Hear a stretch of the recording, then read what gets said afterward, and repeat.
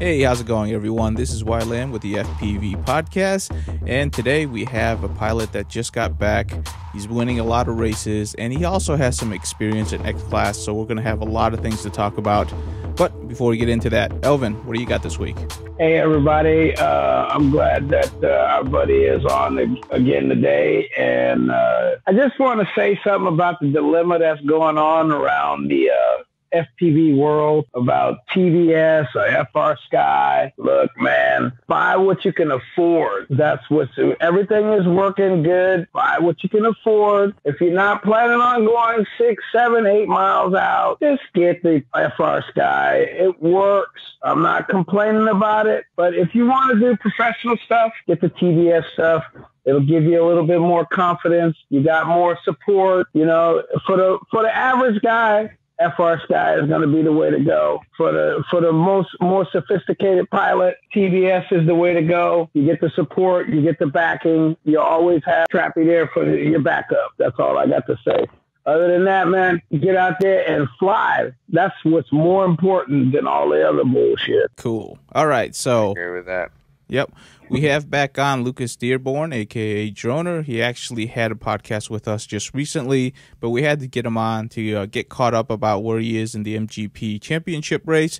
And more importantly, we really want to talk about X-Class because this is something both me and Elvin are just getting into. We're both designing and crafting our own frames and our own chips, so we're going to have a lot of fun talking about that. But for anybody who doesn't know Droner, can you give us like a good 30-second intro? Hi, my name is Lucas Dearborn. I'm from South Haven, Mississippi.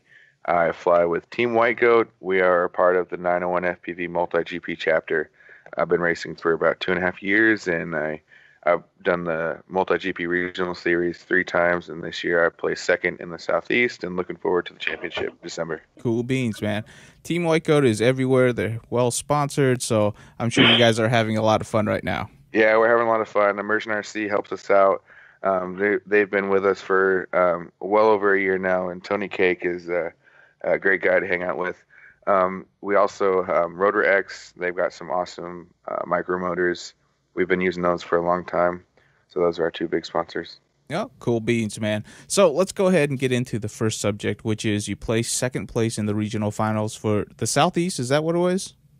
Correct, the Southeast. That was back on, I think, July 1st and July 31st to June 1st.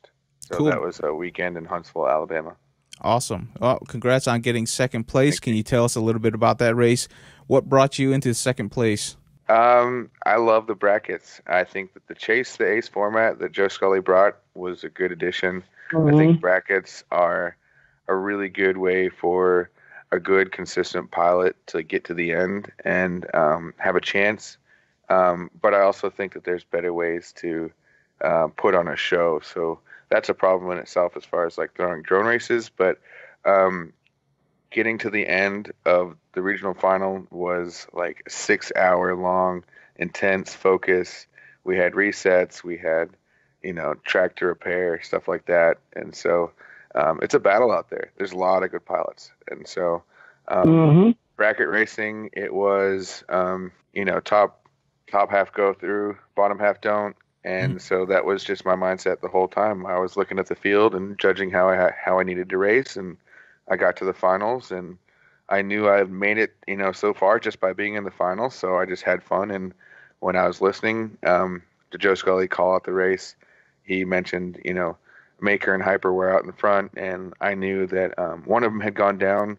So like I know I could pick up the pace and close the gap, and you could watch it in my feed. I kind of like change gear as soon as I know that someone else was down. So I was like, there's nothing else to do but like close the gap, have fun. So I definitely think that that's my mindset as a racer is consistency and playing the field. But it's all about the obstacle we have. And right now that's bracket racing, and that's how you have to fly it. Yeah, that's very important, right? You have to understand, the mentality of the league in order to win the league. And being consistent is very important in the multi-GP formats. So that's really cool to hear. How did you like the track for the finals?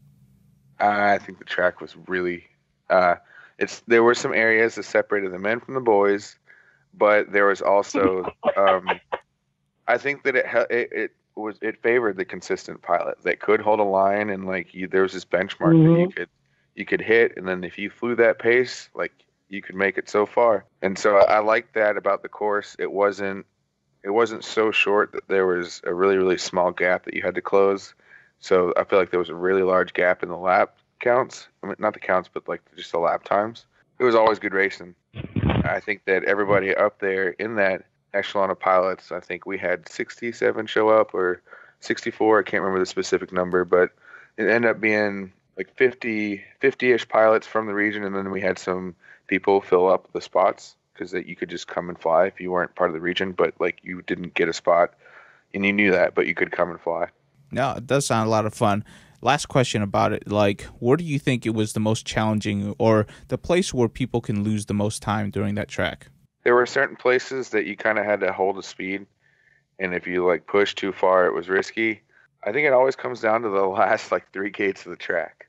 Okay. Like everywhere else in the track, even from the beginning, like you can only go so fast, and unless you're Evan Turner and you're literally cutting like everything so close, but also going full throttle, you kind of have to fly your pace. And on complex obstacles, everybody's got a similar pace until you get to the gaps where it's like the anti-gravity gate to the gravity gate where you can full throttle. And then it comes down to the last gate of the corkscrew to the carousel, which is like 2 gates in a turn or more, and then the start gate. And from there, if you can hold through full throttle, I think it's like 3 seconds. I pulled off my time just by getting used to like, all right, this is home, like full throttle. Like there's nowhere like reason not to be. Once you get that line down, everywhere else you always had like some complicated obstacle to prepare for it, like the hurdle, the slurtles, or the in and out section, or like the over under in out movement. I mean, it's just like the whole track was complicated until the end. Okay, sounds good. Well, actually, before we get into X Class, obviously Evan Turner has been well talked about. Joe Scully was really propping him up for IO for the World Cup. Man, Iron Man, that's just impressive to see. I know. And I mean, he had a monkey on his back, and he finally got it off. What'd you think? I think he did. He needed it, and he was successful all week long. Like I think he won spec earlier that day, so it's like he was just riding on a high probably. And like he said, he had to pee, and he was holding it the whole time. Did you read that? No, I believe it. Yeah, it's like that's right. If you think that works for you, like I'm not gonna go pee. Not if it's riding on this. Like it makes you fly better, I guess. I think I can relate to that a little bit. It might be a new strategy. That might is so be funny. a new strategy. Yeah. Give me my 32-ounce juice. His peeing or the desire to pee was taking down his stress levels. Who knows? Okay, I'm not starting that one. Let's go ahead and jump into X Class. Kept his mind on focus. You know what I'm saying? Yeah, I'm not going there. There's so much for like getting in your own head and freaking yourself out. So I think it kind of took his mind off things. That's good to hear, though. No, good kid. So I'm glad he actually got that monkey off his back. All right, let's get into X Class. This is the fun stuff. This is the big rigs. This is the, I don't know, the man's league. No, I shouldn't say that. This is just a big drone racing league. It's the big boy league. It's the big boy. You can say the big boy league. This is the big boy league for real. It does. It kind of has these expectations of like you're flying a big rig and there's safety involved and other things that you kind of have to think about. Yeah, definitely.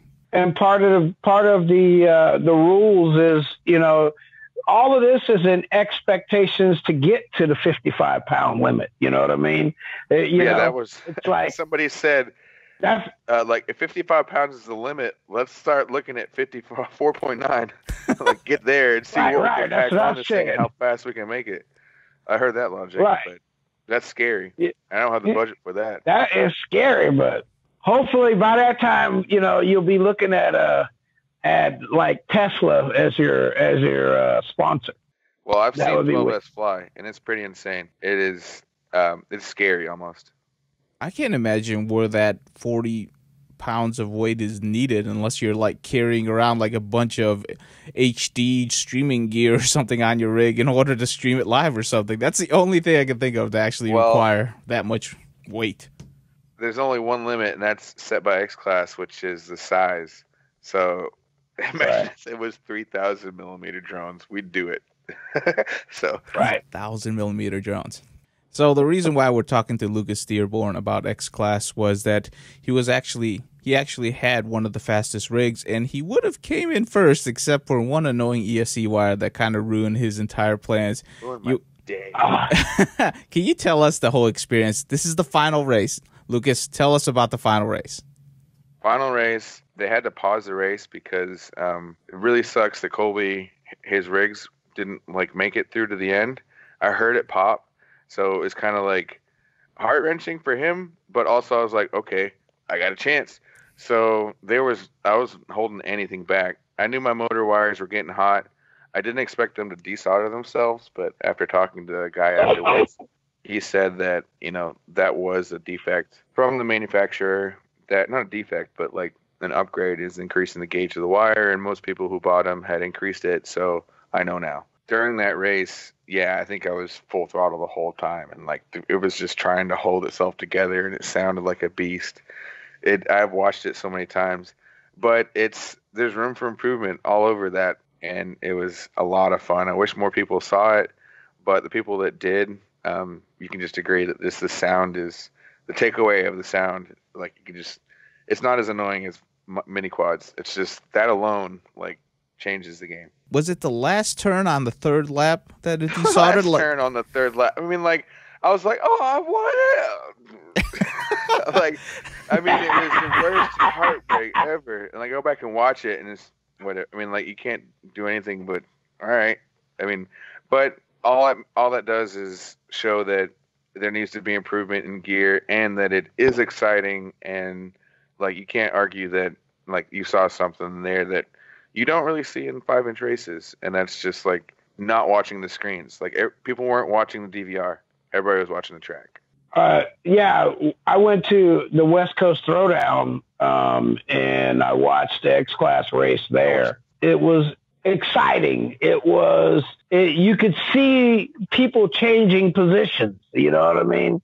You didn't need the goggles to understand that. You didn't need somebody to tell you position 1 and 2 switch. You saw it. You saw these huge ships passing each other. And guys, those guys weren't like flying like some old giant car that just barely made a left turn. These guys was ripping. I mean, that's what blew everybody away. Like, they came to race. It wasn't they came to mope around the field. They came to race, and they got in each other's face and changed lanes and positions. It was extremely exciting, and probably the best drone racing I had seen probably in the last 8-9 months. And it can only get better, right? It can only get better. Right. I believe that as well. The thing that I was going to say was that when Lucas went down on the last turn, the whole crowd actually oohed and awed because they could clearly see that he went down just literally 100 feet away from like the winning gate, and nobody had to tell them. Everybody saw, everybody understood what just happened. Like, what had just happened? Yeah. Exactly. But damn, Lucas, congratulations. I think you got second or third. I got second. It was great. There was, I mean, the race was really more to bring it to like multi-GP scale and type of pilots, and I think it showed a lot of people that it's, not just a exhibition type deal, and that it can be a viable racing, league class, whatever you want to call it, entity. I mean, like, it's labeled X class. Like, you got DR1 calling it pro class, and they're wanting to be an argument there. It's like it's just big drones, and we're having a lot of fun flying them. One of the things I do like is the fact that you guys actually have a motor class, a motor association title or category for actual full scale automobile racing. So that's something unique in no other drone racing we have. You know what I mean? Right. To be classified as a professional race vehicle. You know what I mean? Yeah, we got to get more people involved so that happens outside of California, because right now that's where it's at. It is where it's at. I want that to happen. I'm here in Mississippi, but I'm the only pilot that I know within a like 8-hour radius that has one. That's kind of where it's at. It's early.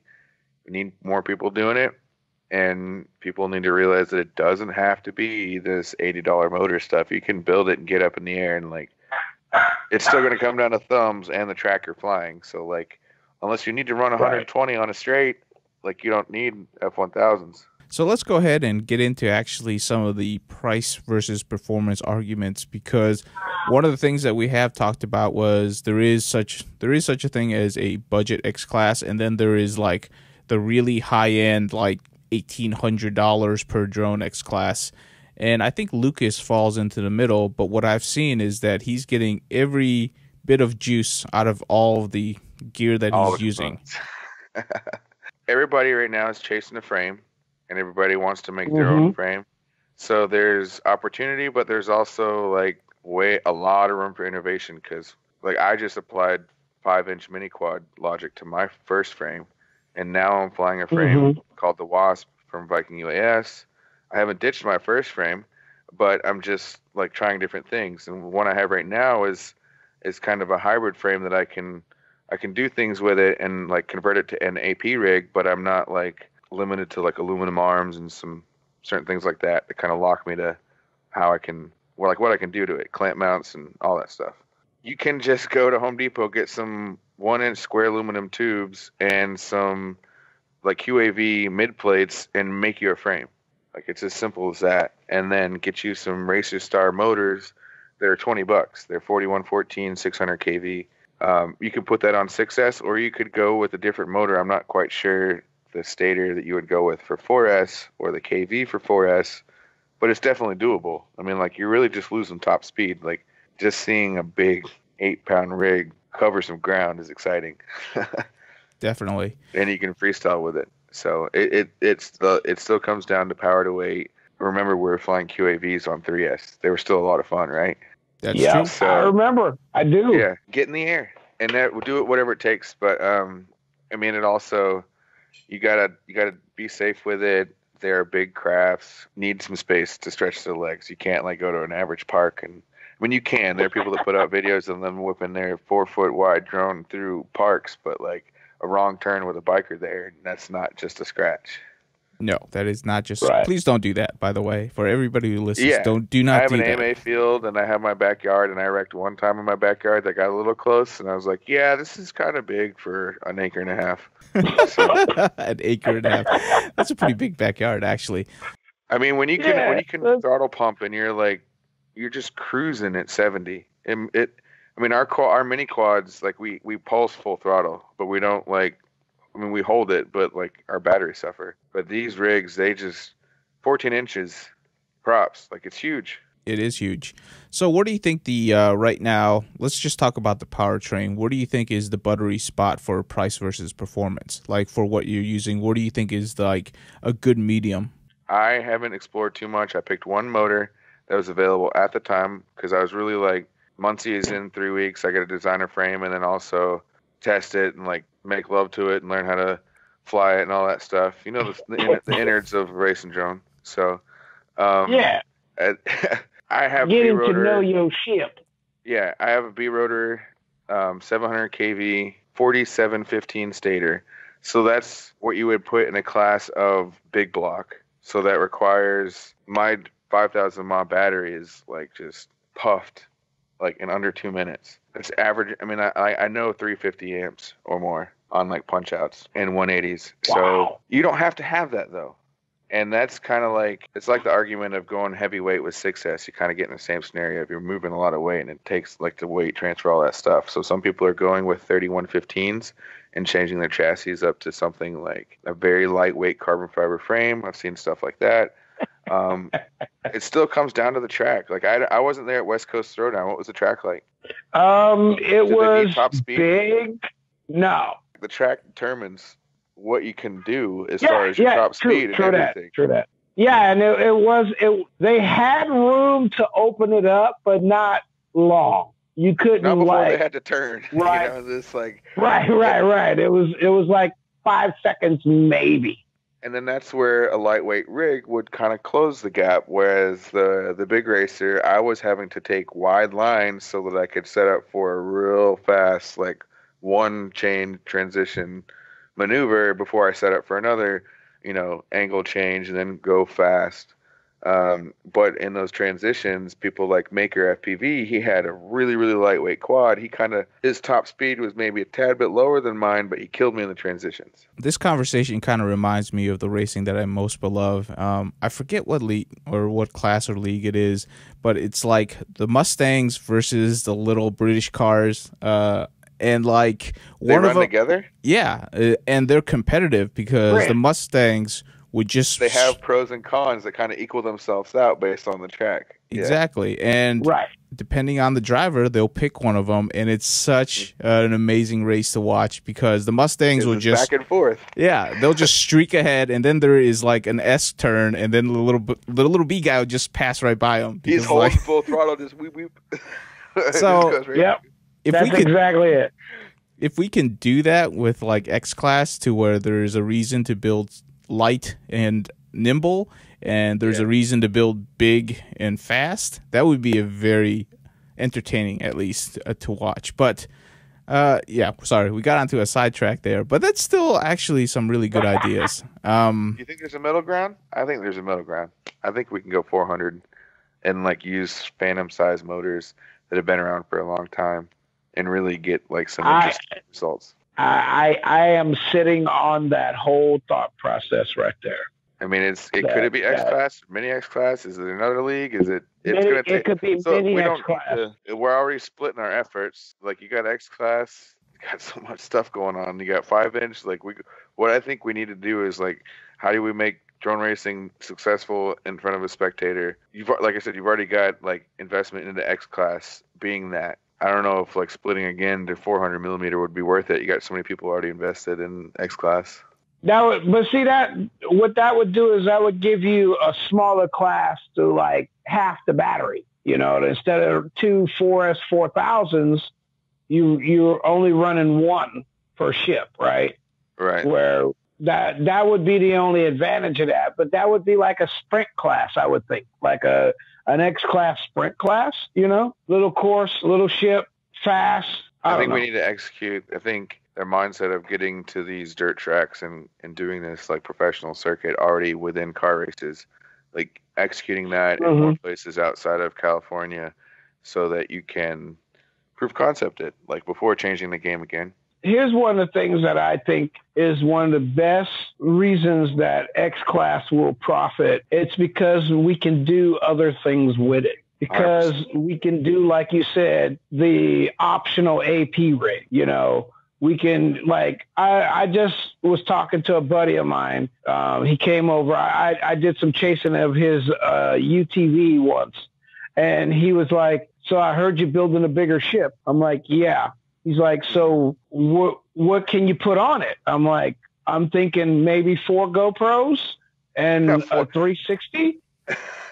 And he was like, the payload is good. Insane. Right. But I mean, I could do that and be able to attain it if I'm not racing. You know what I mean? I'm back down to cruising. It gives me an option to utilize, especially because, we all got to get at 107s and that gave me motivation. 100% right there. I was like on the edge, not on the edge. I knew I needed to get it. But like it made me fast track it when I was like, okay, I need this for racing, and I kind of like. I mean, I don't know how well it would if you did it within all of multi-GP, but I do think that like all pilots should get this. No, Part 107 is actually a nice thing to have in your back pocket, especially if for some reason you join something that requires it. You already have it, and that could bump you into a different category. Yeah, there's already been conversations that have kind of stopped because I was like, I have my 107, and they're like, oh, okay, well then you know what you're doing. That kind of took that conversation away from me being just a hobbyist that like they needed to tell me to be safe. So I got my 107. They're like, okay, cool, do your thing. Yeah, so that's funny because I use my FAA card on a hard plastic card, one of those hard ones, and like. Right. When I hand that over and people look at it, they like, automatically changed the whole thought process. Their mindset of you being like just there to cause trouble or something. Some renegade pilot, yeah. Oh, really? Oh, wow. You know.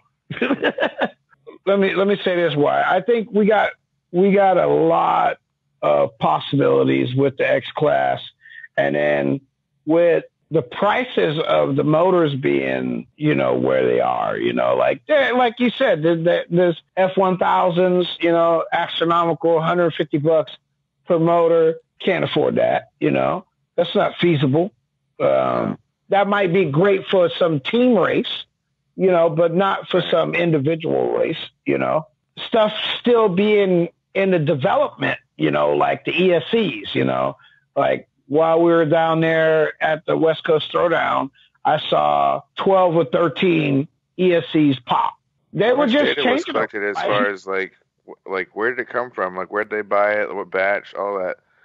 Like I don't know that. I can't tell you that right now, but you know, we can find out. You know, I'm sure just doing a little bit of polling, we can figure out where some of that stuff came from. Gave me the pat on the back was watching the ships take a beating and surviving. Like we build them pretty tough. I think that people's assumptions of what they were in the beginning they've changed. They're tough. Mm-hmm. And it blew me away. Like seeing one stuff go straight in, and he picked it up and basically replaced one. I did that one and time. Just went back to flying it. Yeah. Yeah, it was awesome. It's kind of funny. These things are so big. They're not so much like mini quads to where I've multiple times I've picked up my rig and it was flat on its belly because like when it dead ducks, it like the props make it turn upright. They got so much drag and like that it kind of like turns it, catches itself in it. It's nice. So multiple times I've watched my DVR footage and it goes from being in a hard bank to like just like I said landing on its belly. Now, do the props survive when you do that? Not every time, and they are very expensive. But like, I haven't the times that I've wrecked. I would not have wrecked if it wasn't for hardware. We'll just leave it at that. And like he was, I don't know what was going on at West Coast Throwdown. It looked like a lot of good racing. So like, if there was contact or hitting stuff, like I think that's pretty awesome. And I kind of wish the price point got to where I could have a couple of these rigs and kind of treat it like mini quad racing. So when you said you were having problems with hardware, anything specific that you can lock down, or is it just kind of little ghosts that you have to deal with? I think it was heat related. Like I had an issue and a bottleneck, and that was the motor wires, and it was apparent after. I mean, I'd built it. You know, the Muncie announced there was an X-Class race. I think a week before that, I had started the discussion about building an X-Class drone, and then I was like, "Oh, this is cool. I'm gonna like just ramp up the progress on this." And I only flew it for about a week before I brought it to Muncie. So I didn't really. Now my second iteration is better, and I'm running tri-blades, and it's pretty rock solid. But in the beginning, I think my issues with ESCs, I had one that was like resetting in flight, and I think that's because I had a really rough tune in the beginning, and I was running it really hard, and that ESC just kind of like maybe like one of the FETs is like loose or like kind of maybe has, I don't know. So I just replaced it, and it's running good, but. I think I had like 3 wrecks, 3 or 4 because of an ESC resetting, 1 because motor wire, 1 because a bell came off. The screws on these things, Loctite your screws. As soon as you get these big suckers, take them out, Loctite them, don't touch them for 24 hours, then you'll be good. But don't forget like I did, and I had a motor just like in the one that creamed my quad, the bell screw came off in flight, and so like I was doing the ultimate class at Muncie, and I can't remember what place I got in. I don't even know if I did. I don't think I got in the last race. But in one of the qualifying rounds, I was running really, really hard. It was just an oval, so that back right motor that was working so hard, holding that thing up, it just decided to come off in flight, and then it just like landed. I picked up the bell and was like, okay, I got another motor, so I just swapped a motor in 2 arms, and that was good. That's got to be tough when stuff like that happens. But it sounds like you're really doing well with your components. So, quick question. You're talking about a lot of amps going through. How are you actually getting, like, what kind of PDB, or how are you distributing all of that and not blowing up your, like, flight controllers and stuff? It's big. It's something called a bus bar. It's about $20 or less on Amazon. It is literally a physical screw-on crimp connection. It takes up a lot of space. Maybe it's not needed now. I saw a tip in the beginning saying that like things were getting hot, so like a good way to secure that it's not going to come apart. Obviously the higher you run the cell count, the lower the amps go. So people running 12S are not running bus bars. But on these 6S setups, I haven't had a flight where my ESCs weren't hot. So just the peace of mind, $1,500 rig is not going to fall out the sky because something desolders itself in the middle because it's physical. Like I kind of like that. Okay, sounds good. No, it's still, where it is right now, it's still quite expensive. In terms of where X Class is, why do you think people should join X Class and start racing X Class, in your opinion? I mean, if you don't have pilots to race it, how can you have races? So that's like one argument. Where am I going to race this thing? There's no pilots. I'm like, well, got no pilots. How can you like start races? So, I mean, I can go do exhibitions in a lot of places, but I'm not really trying to sell my X-Class drone to new people. And I don't really want to sell my X-Class drone to new people because that's scary. But it does entice a different class of people. I mean, just look at like certain fixed wing RC hobbies. Like there's some people that really like the expensive nature of, the larger scale planes. And so like, I think taking a step out of the like $300, $400 throwaway drone mindset to like this rig is a big powertrain and costs a lot of money. Like there's different people, it's a market for different people. Maybe we need to look at different crowd, not just the multi-GP crowd, and ask them to do X Class. I can see it being hard for some people to step up. What about you, Evan? What do you think of getting people into X Class? What do you think is the draw, as they say? I don't know. You just got to watch one race, man. It's like, yeah. The race I saw, it was so much fun. You could see the guys were really enjoying themselves, and, competitiveness was high. The fact that the big ships was moving, and they were moving well, it didn't look like there was a couple of guys that were kind of still a little out of tune, but for the most part, I would say I think it was 14 ships, 14 pilots 18 that were flying X Class. 18 pilots, sorry. It was a lot. It's the largest one. Yeah, it was crazy. Like it was nonstop. And then we had Reiner flew a 3D, took his out and flew a 3D routine that was very impressive. It rivaled a 5-inch or a 6-inch quad. Like it was just that impressive. I left going, I want some of that. When you see it, you'll fall in love with it. Yeah. No, I agree. It's probably the next step for anybody who's into FPV and is kind of drawn to speed and racing. Having something of this large size, it's kind of like, I don't know, one of your goals that you might want to do. Over on the East Coast, we have a chapter over here now, so there is a definite goal. Actually, there's a few chapters, but I'm talking about near me. So there's definitely a goal of trying to get a few of us together to start racing to see where this can go.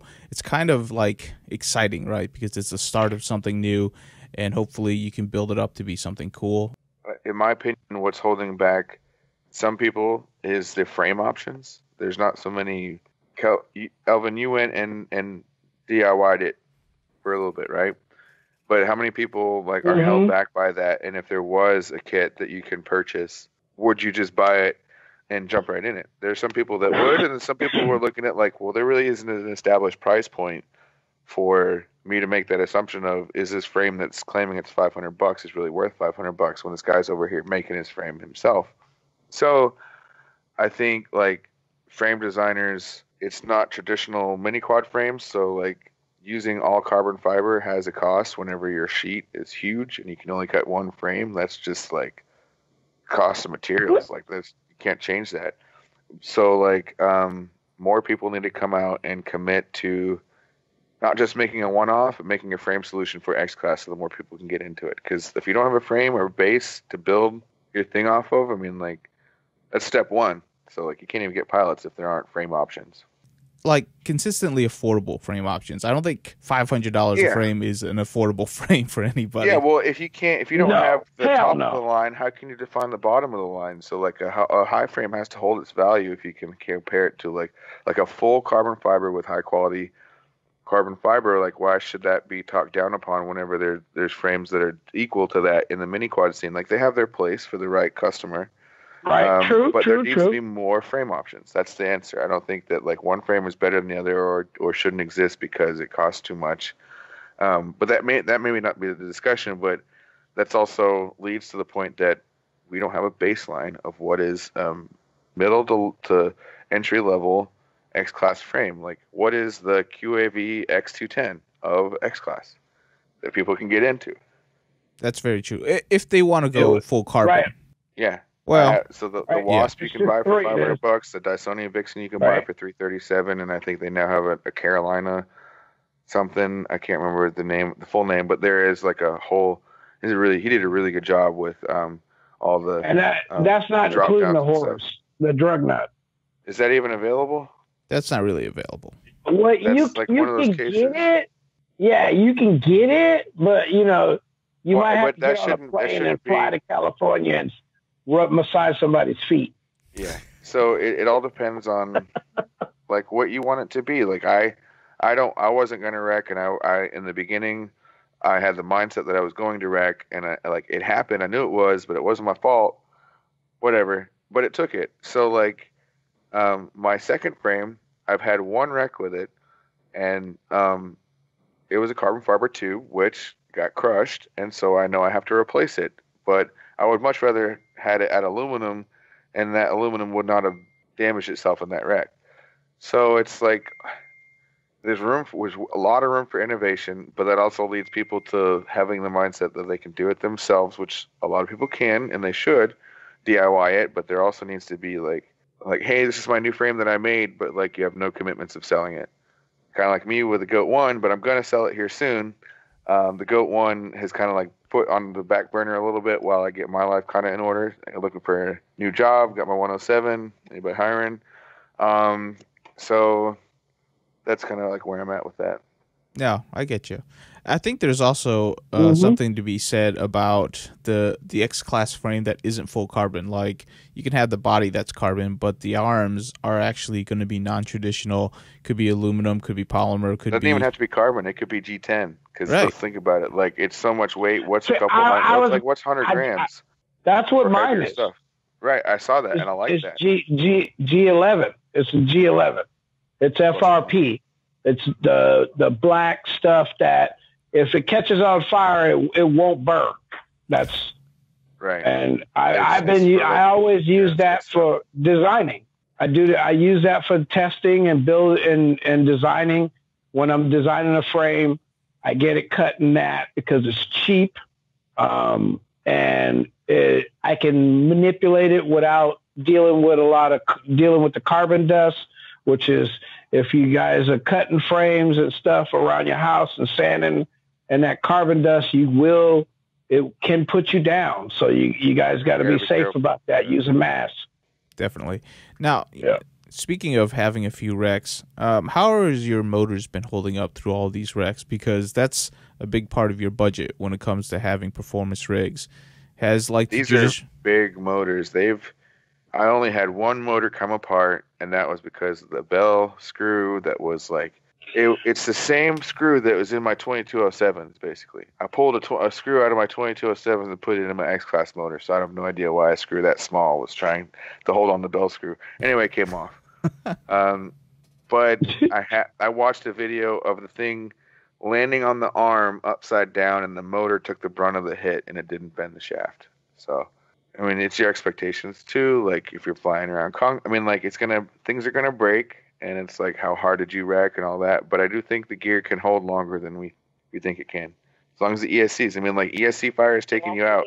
That stuff, like, that puts you down. Like, that takes more than just an arm usually, especially if you're in flight, and then like it can burn a motor. It can all happen at once. You know what I mean? That can backfeed to other things. I feel for these people that have these fires, but luckily I've only had one that I caught on the bench and replaced it before it gave me problems. Okay. So for you, I know you're using ESCs that are rated for 8S, and you're really just only pushing 6S, giving you a little bit of buffer, and they've held up well for you doing that. Right. I have really big motors. I think that they're 4715s. I'm not sure what F1000s are, but they're around the same weight. F1000s are, I think, a little bit bigger, and they're made by T Motors, so they've got a little bit better quality. And but below that, the Von drones, I think, are 4114s, 666 kV. Yeah, that's what I got. Then that's kind of like a step down, which can still perform. I don't know if I would say step down. It's like if you can get your weight down to where it is good for that motor, then it'll perform well. So, I mean, it also comes down to purpose building around I think it's your propeller, but motor prop combination that you're going to run. Cool beans. And those motors can take a little bit more. Yeah, they can. I mean, these motors can take 8S, 12S. I mean, they're rated for commercial applications. It's just they're not rated for commercial applications where you're doing a coordinated turn in a 180, having your motors ramp up to over 100. You know what I mean? Just it hasn't been tested to those limits, and that's kind of where we're pushing the bar. Yeah, definitely. So let me switch gears on you guys real quick. Definitely one of the things that keeps these things afloat is the flight controller and the tuning on that. Having tuned a whole bunch of 5-inch quads and moving over to X class, what's the differences that you've seen? I'm currently using a Flight One board that I really like because we know that the powertrain is dealing with a lot of spikes and amp draws. So I'm using a Flight One Revolt version 3 that is 5-volt only, that I power off my Tramp VTX that is hooked up to my bus bar. So that tune, I have taken my P's across the board and increased it almost double. I mean, you can apply that to Beta Flight and Flight One differently. Like double doesn't mean the same because Flight One's kind of like a percentage slider bar. So I increased P's and then cut my D's almost in half and started there. Sometimes they have to be lower depending on how much physical vibrations are caused on your frame from turns. And then the other thing is the filters. I got a tip from Zoe that imagine, so the RC for like the filter for Flight One is default set at 70 on all the the axes, and I dropped that down to 50 because it's all lower frequencies, and so that helped a little bit too. It's still like there's still room for trying new things, and I like people need to post what they're doing. I kind of know a little bit about tuning enough to troubleshoot and get to a decent spot. I've never been able to really get a perfect tune, but I've always been able to get it to a good spot. Okay, so if you had to give it a percentage, how close is it to like your 5-inch quads in terms of tune? 80%, 70%? I'd say about 85, 90%. I mean, I pick it up. You just have to know that. I mean, it's really big and it takes a lot to spin it on that axis. Like I can do a roll and let go of the sticks and it will just stop. But if I try to go do a turn and expect it to pull out immediately, it won't. You really have to respond with throttle to get it to move. Otherwise, it's going to drift off into the bleachers. So it's like it does take a little bit of learning how to fly it, but I don't think anybody would have anybody doing 5-inch mini quad stuff now wouldn't have a hard time doing it because it definitely is like a slower pace. But you kind of have to think of it like when I first flew it, it felt like a really loosely tuned 6-inch quad. So like kind of heavy, and then the props aren't as responsive as a 5-inch, so you can't really like throttle pump and expect it to match the RPM. Like it's kind of behind your throttle. And then also you have to be ahead of the movement, so you can't like be reactive with how you fly. You have to be kind of proactive in your turns. Okay. Yeah, you definitely have to account for that mass you're swinging around. Mm-hmm. Yeah, but I wouldn't say it's any different tune-wise. Like it's a tight tune. Like it tracks where I want it to, and I give it throttle. I just kind of like people would explain the DRL Racer 3. It's a 1,000-gram quad with 6-inch 2206s on 5S. Like it flies like that. I mean, like it flies like you built it. I mean, so it's a 6S 7.8-pound rig with 14-inch props. It goes fast, but like you gotta manhandle it in the turns. I like that. All right, Alvin, you got any other questions for Mr. Droner, since he's been wrecking these things for the last, I don't know, a month, maybe a month, 2 months? That's about it, I think. Yeah, I haven't been wrecking them too much, so I don't want to say that. That's not good in 107 eyes. Somebody hears that you wreck with a big rig, that's over. But, you know, that's the big question is, can these things take a hit? And, like, I want to say that, yes, they can. I mean, like, build it well. And, like, there's a lot of room for opportunity as far as, like, innovation and, like, 3D prints and just new types of electronics that do different things. It's a platform for things other than racing. So, like, I think it's a good way for a racer to, like, build something and keep it fun, but also know in the back of your head you could like swing a camera underneath it and do a job with it. It would be good. It would be good. No, I think you get the job done, but it's about the cost of a Phantom. And that's kind of where I put it. Like, people want to know how much it costs. Well, people go to Best Buy and buy Phantoms and Mavics all day long. It's about the same cost, minus the FPV gear. But, like, if you're just talking to mini quad pilots, you know. All right, cool. All right, so let's move on to the last subject, and we'll start wrapping up. So, obviously, Team White Goat's still racing around. What's their schedule like, Droner? We've got some races coming up. We've got the 20th and 21st is down in Columbus, Georgia. There's something called the Bottoberfest. There's a lot of things going on down there. It's like a mini Muncie kind of. It's for over a couple days on I think it's a military base, and they have team racing, X-Class, individual, like a couple of different events. That's going down in Columbus, Georgia. David Barfield's the guy running the race, so if you want to hit him up about any other details. And also the Columbus Multi-Rotor Club is the chapter running it. And then after that is going to be in Little Rock, Arkansas. There's an air show over there that is going to have another event happening, I think the 26th to the 28th of October. So we've got October has got 2 races towards the end, and we may have some other ones here locally in Memphis. All right. Sounds pretty good, man. Well, hopefully you will continue to have fun with your racing, either in multi-GP or X-Class. Good luck in the championship run. I don't think there's anything final in terms of a championship race for X-Class, but we might see that more formalized in 2019. At least we hope so, with more chapters. More races, pilots. More pilots. Droner will be there if it's on the southeast coast, something like that. I'm from Memphis, so like 8 to 10 hour drive. I'm a day's drive from anywhere. The whole, mid south, north central, all that. All right. Hey, we're definitely gonna have at least 1 or 2 races in 2019 because I know J-Day is gonna put some on. We're already in the talks. Oh, J-Day, he's fun. I'd race with him any day. Those type of people I love. Dedicated racers and having fun doing it. Yep. So, we're definitely going to have stuff. So, stay tuned for that, and we'll see you guys next time. Droner, thank you so much for being on. If people want to connect with you on the internet, where can they find you? I'm on Facebook, Lucas Dearborn. I have an Instagram. It's FPVenture, FPVenture. Yeah, I post some stuff underneath that, and I'll be posting some races. So check us out. All right, cool. Thank you so much, man. Check him out. See ya.